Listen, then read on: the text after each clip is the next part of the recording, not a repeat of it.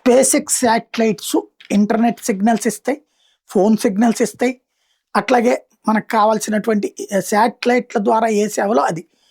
ఒక నాసా, ఒక ఇస్రో ఇట్లాంటి వాళ్ళతో టైఅప్ అవడం అనేది టైం పడుతుంది. కానీ ఇప్పుడు మనకి ఇదివరకు ఫోన్ కనెక్షన్ కావాలంటే దశాబ్దాలు పట్టినట్టు ఇప్పుడు ఫోన్ కనెక్షన్ కావాలంటే వెళ్ళి మనం ఈజీగా చేసుకొచ్చినట్టే చేసుకురావచ్చు.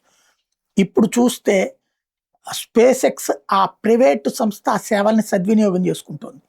ఒక్క Q2లోనే అంటే మనకి ఏప్రిల్, మే, జూన్ వచ్చేటప్పటికి Q1 అంటారు ఆర్థికంగా. మార్చి 31 అనేది ఆర్థిక సంవత్సరం ముగిసిపోతుంది. ఏప్రిల్ 1 నుంచి ఏప్రిల్, మే, జూన్, మళ్ళీ జూలై, ఆగస్ట్, సెప్టెంబర్.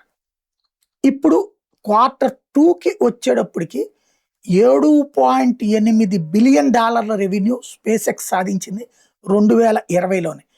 ఇంకా భారీగా సంపాదిస్తున్నామని చెప్తుంది.